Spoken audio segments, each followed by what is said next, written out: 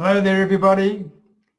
Welcome to today's video. The topic I've got for you today is how to closely connect with your customers. Not just connect, but really closely connect with your customers. And I'll share with you why in a moment that is important. The bottom line for me is this.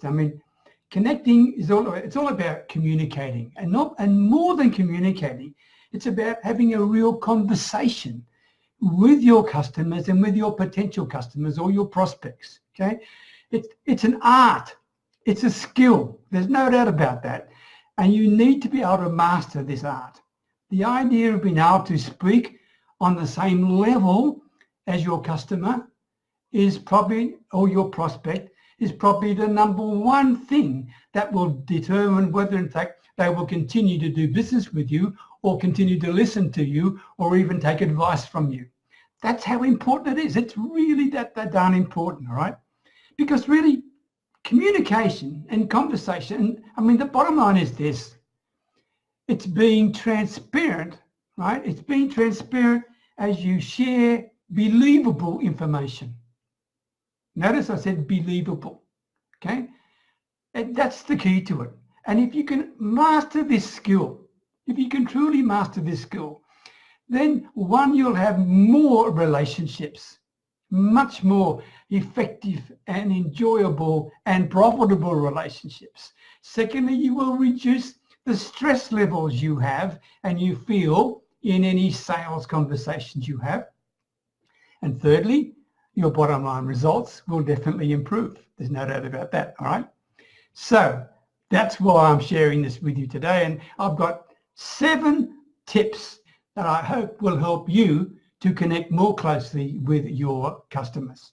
My name is Peter Beckenham, the Village Marketer, and as always, talking to you from my little Thai village way up near the Cambodian border. Here are 7 things that you can do to build a close connection with your prospects and a close connection with your customers. The first one, think this. Forget this one-size-fits-all business, okay? I'm going to show my age to you here, but I want you to bear with me too. I want you to, if you're running a little business, and I assume most of the people who are watching this are small business operators, not corporate entities, right? Then think back when you were younger. Think back to the corner shop. I hope you had them where you were, because I had them where I was, right, in Australia. We had a corner shop, and when we walked into that corner shop, right, the shopkeeper, he knew us. He didn't just know us by name, okay? He knew where we lived. He knew the name of our dog. He knew a lot about us. And we can learn a huge lesson from that, okay? As solopreneurs, as small business people, don't have a one-size-fits-all. Make sure you are aware of some of the personal aspects of your potential client or your existing customer, and let them know that you know. It gives them a much more personal experience, which I'm going to talk about in a minute as well. And by having the skill and to share that with them makes them feel special. And if you make them feel special, I can tell you that's something that's going to differentiate you anyway, right? So think back to the corner shop. Adopt that very simple corner shop mentality. Second thing is, and I alluded to it earlier, keep things personal, not transactional. If you're selling a $3 pen or something, by all means, you don't need to get personal, right? But for the vast majority of people who are watching this today, it's not that sort of option for you. You need to get things personal. What I'm saying to you is this: in order to get your services, your coaching, your oils, whatever it is, into the hands of your potential customer, you actually need to get more than personal. You need to get emotional. And this is your challenge. In order to get emotional, you need to share about yourself as well, which means you need to share and show that you are vulnerable and show that you are imperfect, okay? If you do that, then the person can see, wow, she's real, he's real, okay? He's not some polished bit of guru ivory that I can't relate to, right? That's the reason why you need to be personal. That's the reason why you need to be emotional. Now, of course, the other reason is this. When you get on an emotional level, it's pretty obvious, right? When you're on an emotional level, then people make decisions about you and your offer on that emotional level. If you never get there, they're not going to make a decision and you're going to miss the opportunity because you're too busy talking about yourself, or you're too busy talking about the features and the benefits and everything else that goes on. Stupid, right? Talk about them. Get emotional with them. Draw them out. Get them to feel important. Get them to experience the corner shop environment that you're trying to create, all right? Next one, listen. Obviously, right? But I want to put it in there. You need to listen. You need to listen to a lot of things. You need to listen to not just what they're saying, but how they're saying it. You need to understand them. You need to let your prospecting customer know that you understand them. And the only way to let them know that you understand them is to share with them what you truly believe is what they're all about, where they are right now, what their problems are, where they're trying to go.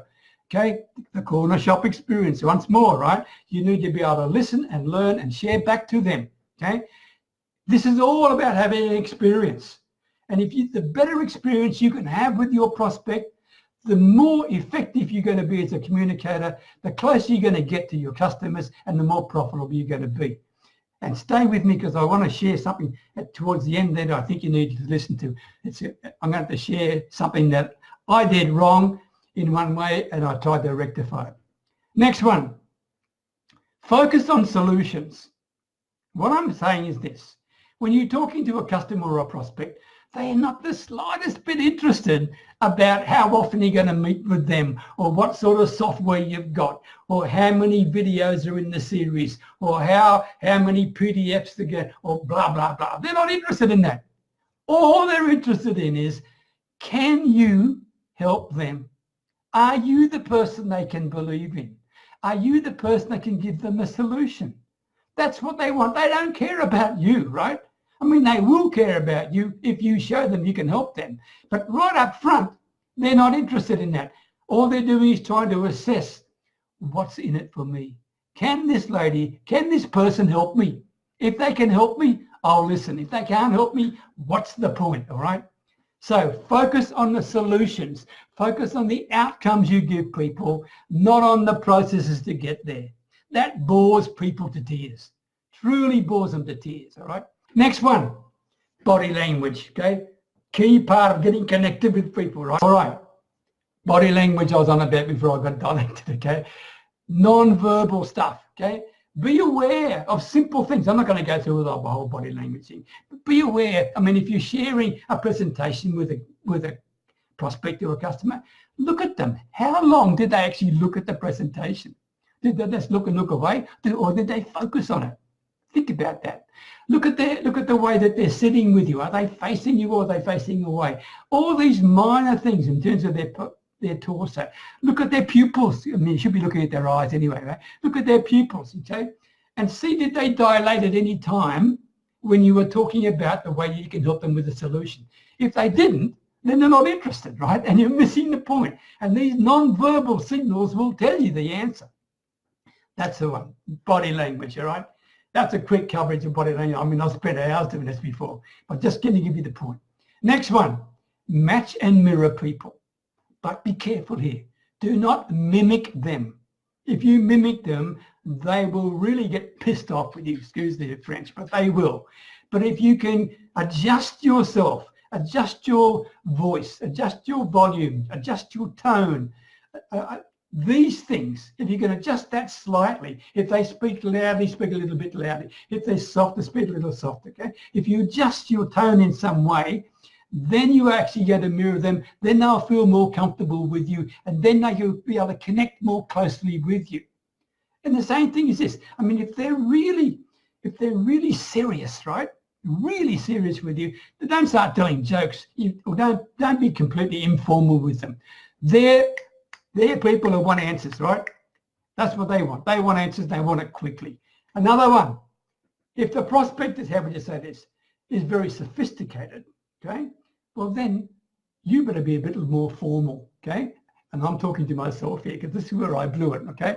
I was talking to a very sophisticated client about an hour ago and I became somewhat informal because that's my nature, right? And they hung up on me. They actually hung up on me, right? But within a minute, they called back to say, look, I'm really sorry. I had a problem with the phone. Well, I didn't believe that anyway. But I said, look, it's okay. I should have been more formal with you. I was just relaxing with you and enjoying your company. And they then started to relax. So luckily, I overcame that problem, all right? So match and mirror, but be careful how you do it. And the final one, greet and depart with style. This is important. So many people you meet, right? When you first meet them, they're gung-ho, they're happy as Larry, and they're smiling everywhere, and all this stuff's going on, and they're over-enthusiastic, and they're all over you like a damn rush, right? And then as soon as they discover that you're not the client they're going to get, boom, their demeanor changes like that, and they disappear out the door, okay? And you're probably thinking, thank God for that, right? But if they ever try to contact you again, you'll remember that. You'll remember the way they left you, right? My advice to you is this. If you offer somebody something and they do not accept it, be gracious, accept it. You can't win them all. And then I suggest you do something. Surprise them. Give them something. All right? I'm talking to people who don't become a client of yours, who don't become a customer. Give them something of value because they shared their time with you. I can tell you, if you do that, then your reputation will be enhanced. And the other thing, and there are some people on this call who know exactly what I'm talking about because they've seen what I've done, all right? It's an important point for you. Please depart with style and at the same time, keep associated with them. You never know when your opportunity is going to come in the future. There's a time for everything in this world. Just because your particular offer wasn't appropriate at this time doesn't mean it's not appropriate next month or next year or next week or tomorrow, whenever it may be. And by you giving them a surprise gift as a thank you, you are enhancing the opportunity of them staying in touch with you, thinking kindly of you, and also having the opportunity to talk with you in the future. So there you go. That's my 7 for today. I hope you found that helpful. If you did, please leave me a comment because I always respond to your comment.